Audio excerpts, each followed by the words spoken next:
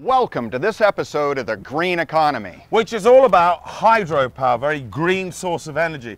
But also, in addition to that, we are celebrating the end of our first season here at The Green Economy, which means we have completed on 26 shows. And Andrew, we finally get to go on our cruise up the Columbia, which I promised you. This is our treat. That's right. Our director and producers have promised us a couple of days of absolute deliciousness on the river. So we're here to find the boat. And here's our boat.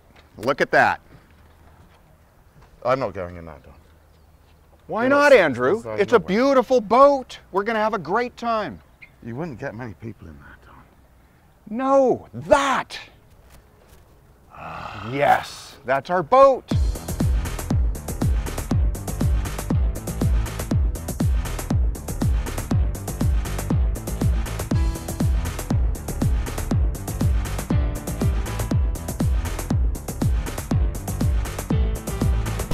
Welcome to The Green Economy. In this episode, we explore one of the greenest energy sources, hydropower. And where else to go than the Columbia River in the Pacific Northwest? We travel in style from Portland to Bonneville Dam, the largest on the Columbia, to find out how dams work. We also find out from biologists how the fish populations are being restored and maintained through new initiatives. All this and more next on The Green Economy.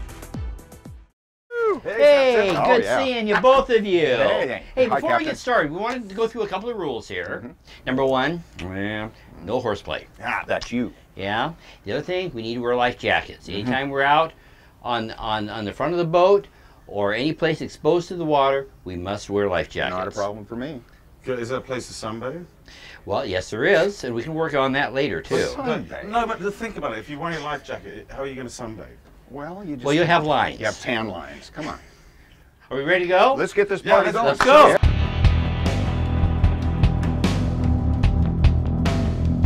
The Columbia River is an incredible resource for water, hydropower, and as a shipping waterway.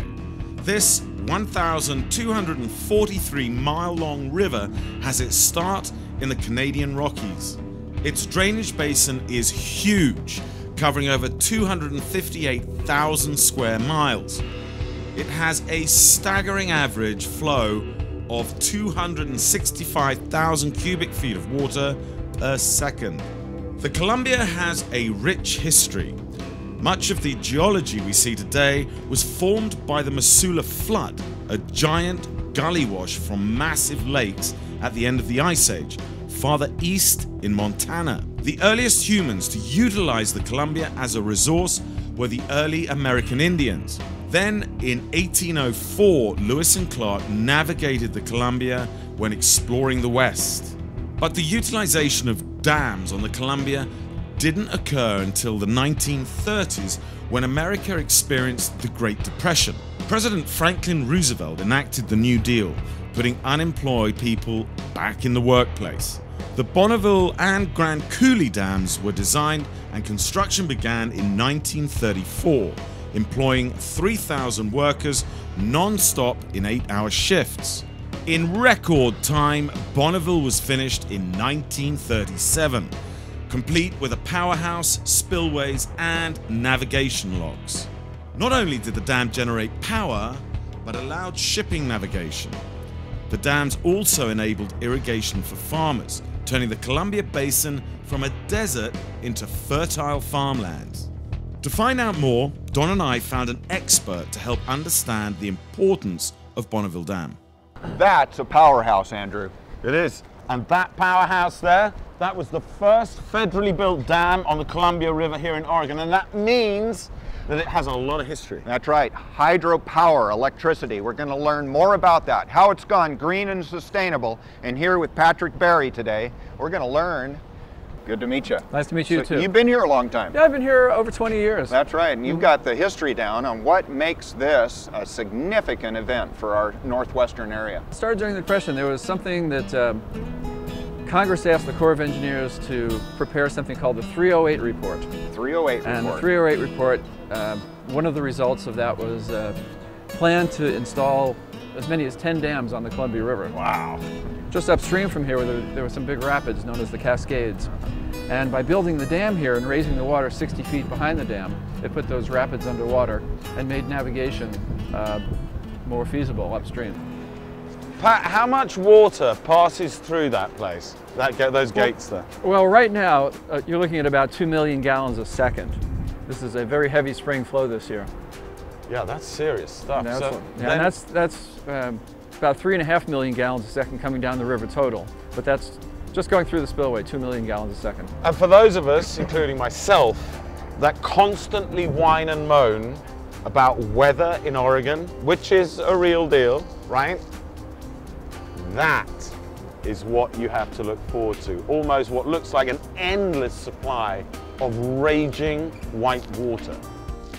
Here is a map of the Pacific Northwest Reservoir System. Now, what's kind of interesting is that all of these waterways you can see here, even where we were filming last year in Butte, Montana, which is I think around about here, all of these water systems flow west, obviously. So there is an enormous amount of movement with our hydro systems towards Portland and these coastal regions. All of these little red dots here, or lines should I say, are dams. Those are the 14 dams. It seems on the face of it to be a very well controlled situation. But like most things, it can be controversial and it's not easy.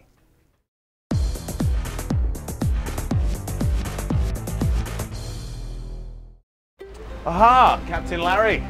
How are ya? Ooh, good. Good seeing ya. Now you've got levers, buttons, dials, wheels. That's what makes the boat run. What's this here? This is our GPS. As you see the little yellow boat there, this is our radar unit. Your GPS and your radar, AIS. This is our power. These are our throttles here, and these are our 2 transmissions. Of course, the wheel. Oh, we're heading due west. There you go. We just can't make mistakes. At least we don't think we can. So what would it can I drive this? No. When Bonneville was first built in the 1930s, the main powerhouse was constructed. Then in the 1970s, because of increasing energy demand, the Army Corps of Engineers decided to build the second powerhouse north of the first one. But before they could build it, the entire town of North Bonneville was relocated several miles to the west. A dam is made up of 4 primary parts. The spillways to allow water and fish to pass over the dam without going through the turbines. The fish passages such as the fish ladders, the navigation locks to allow passage of barges and pleasure craft up and down the river, and finally the powerhouse where gravity pushes water through turbines to generate electricity. Don and I found an expert to explain just how power is made from these dams. And what we want to know, sir, is what do you do with the water after you take the electricity out of it? Super good question. You get asked that here at Bonneville quite often. But essentially a dam, like we have here in the middle of the Columbia, all we're trying to do is back up water behind it. So we have a tail race that's low, a forebay that's high, and we have what we call a net head, so that the head difference gives us the energy to run turbines. So the flow of water through that net head change will give us the energy to run the turbines. So could we have a look around? Sure, I think we should. I think we should see and check out a turbine. Yeah. So Jim, we're looking at the inside of the dam and a cutaway of a turbine? You bet. What's this big piece right here? Okay, so you've got the rotor here identified as item number 8. That's really a rotating electromagnet that we use to generate the electricity into a field, a stator field, that will go out through electrical conductors out to the system. And then the large bracket above that is an upper bearing bracket or a thrust bearing bracket. And it supports the weight of not only this rotor that weighs 430 tons, but also this turbine. All of that weight is supported by a thrust bearing there. And the turbine weighs about 200 plus tons. So we have about 600 tons of rotating equipment in every large turbine. Oh my gosh, so the water comes in this side of the dam, and then what's the process? So the water's going to come through what we call wicket gates, and they're actuated by linear hydraulic motors that that move these gates, and the gates are like Venetian blinds on end. So they'll regulate the amount of water that flows over the turbine and then out the draft tube. Jim, what we're looking at up here, that's part of the magnet. That's a coil? Sure, that's what we call the rotor, and it is a direct current rotor that has electromagnets around the peripheral, and each magnet ends up as a North Pole and a South Pole magnet. So you're rebuilding that one or repairing it? Yep, that's being repaired, and it's going to go back into Unit 11 this fall. And these are the cutaways. If you have a look down through these cutaways, you can see that is the rotor in action. That's spinning, right? Yeah. This has all been cut away so we can see what's going on. About 75 RPM. And what's cool is if you look at that central pivoting point there, and then you have a look down here at the end, it looks as if it's going tremendously faster on the outside than it is on the inside, which of course is exactly what it's designed to do. Yeah. Brilliant! So here's an opportunity for us to look inside the turbine pit, and you can see the turbine shaft rotating. And then this is really where we control the amount of water that goes over the turbine using the wicket gates and the operating ring. And our hydraulic system will regulate the amount of water flow on the turbine shaft.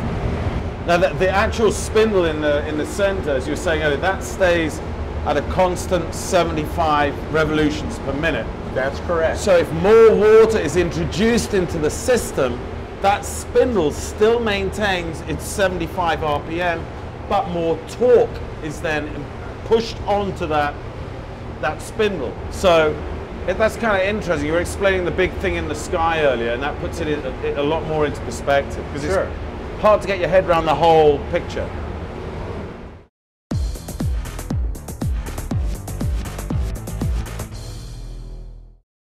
Andrew, this may look like a white sturgeon, but it doesn't. It looks black to me. They are enormous. I had caught one of these, Don. No. Did? Oh, I remember that. But it was like, it was from here, from nose, it was about half this size. Is that right? Yeah. Bottom feeders, hideous mouths underneath. Well, this is a small one, and it's a young one. This one's about 25 years old. Wait till you meet Herman. What's Herman? 70-year-old 10-foot fish. 70 years of age. Oh yeah, look at him over here. Where'd he go? There's a fat one. I promise you, he's in here somewhere. Where is he? Herman! Doggone it. Well, anyway, he's huge, he's old, he's lived here since 1998. How would you get in there and look? Oh my gosh, look at the size This thing of is that like guy. 10 feet long. Gee whiz, he looks You hungry. see that, Don? Oh yeah, he looks hungry. You literally could ride that, couldn't you? Yeah, I could, and I would. How would you do it? I'd spurs and a saddle. Spurs and a saddle. Damn right, yeah. Spurs and a saddle to ride a sturgeon. Yep, yep. The critical part of putting in a dam not only produces electricity, but it also creates a management of fish. And so here we are at the Bonneville Fish Hatchery with Brett. Brett, when we're talking about managing fish, you literally funnel the fish up the river into a special area and spawn them, right? Yeah, the fish do return back up to our hatchery here from where they were released. And we continue the cycle of the fish propagation right here at the hatchery. So how does it all start and how does it finish? Well, it starts here. I like to start with the return of the adults back to the hatchery. And that's always in the fall. The fish will come back, they'll swim from the ocean up the Columbia River. They'll turn off into Tanner Creek, come up the creek until they get to our fish ladder. They'll come up our fish ladder. And from there we take them into the building and we will process them in there. We anesthetize the fish to handle them. We'll sort them by sex and species because we have more than just Chinook coming back. We also have some steelhead and coho coming back. We'll separate those. The fish that we need to keep for our brood stock, we will keep in our holding ponds here until later in the fall when they ripen up. Excess fish to the program gets sold to a buyer. They'll either go to human consumption in grocery stores, restaurants, that sort of thing. When the food quality starts to degrade where maybe it doesn't look like it would be marketable, but it's still good fish flesh for human consumption, then they start going to the food bank, which is another good use for that. So there you have it, from beginning to end, from spawning to harvesting, right here at the Bonneville Fish Hatchery. What I'm going to do now is scoop a few of these beautiful beasts up and find out what they weigh. And then my colleague here is going to count them, and then they'll go down this pipe into another pond. Remember, we started with 500,000. We're moving about half of that. So there's a lot of work to do, which means I need to get fishing. Let's have a go. Good scoop. That's a lot. You see that? Okay. Let's weigh them on. Okay. It's kind of tempting to pick a handful of these and just fry them up. We do that in Europe, you know, little things like this. Delish.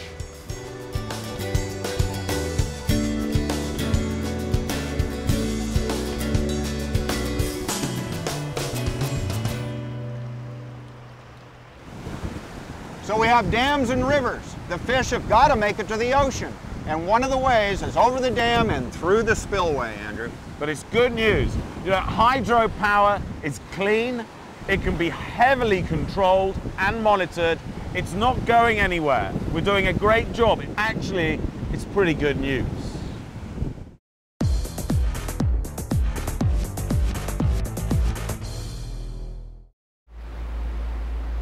Captain Larry wouldn't let Andrew drive, but he let me. I'm more responsible, and it shows. The dams on the Columbia are run mostly by the US Army Corps of Engineers and the Department of Reclamation. But it is the Department of Energy who manages the power generated by these dams. Under the DOE is the Bonneville Power Administration. They are the agency which sells and distributes the power to the businesses and residents of the Pacific Northwest. When the power is generated, it comes first to their main distribution facility in Vancouver, Washington. Currently, we're in the Dittmer Control Center, which is for the Bonneville Power Administration, which is the control center that manages the flow of electricity over the entire Bonneville power system. Once again, that's almost 16,000 miles of high voltage transmission lines. And these are the people that make sure that the generation that's being produced matches the demand that is out there. And it is very critical that that is done, because if there's ever an imbalance and that imbalance gets too far out of line, is you could have system reliability problems, which could eventually lead to brownouts or blackouts. In the future, Bonneville is not only going to keep trying to improve the hydro system and integrate wind, but we also are investing in technology and innovation in the areas of solar power and wave power, and we have pilot projects that we are either investing in now or will be investing in soon, so we can hopefully continue to develop as many renewable resources as we can.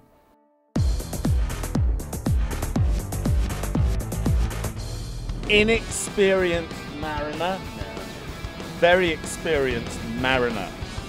There you go, Donnie. Right over, buddy. Just like that. That's the one. How far away are we?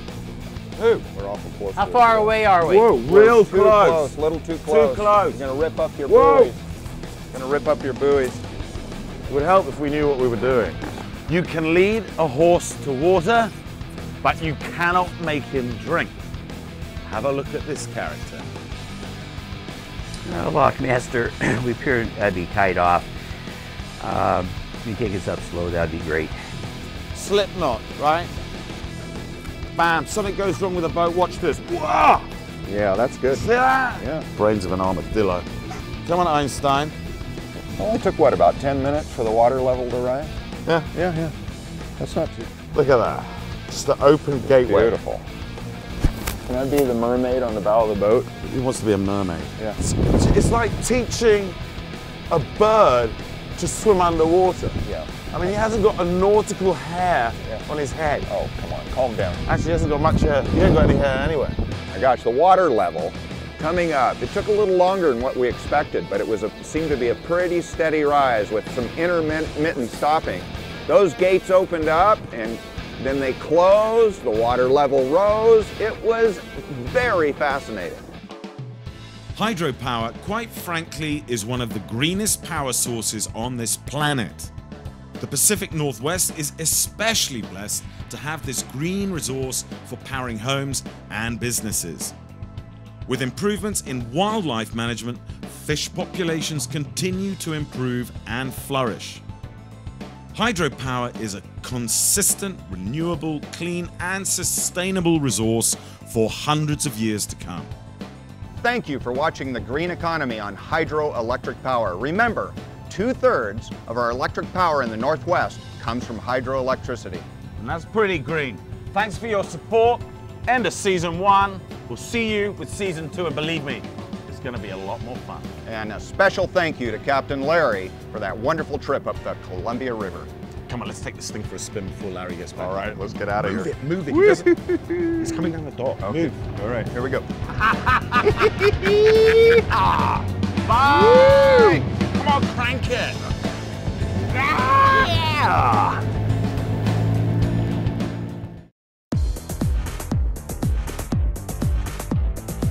It's kind of interesting because I'll be home at 10. I'm Andrew and this is Donald. Out on the deck. Here she goes.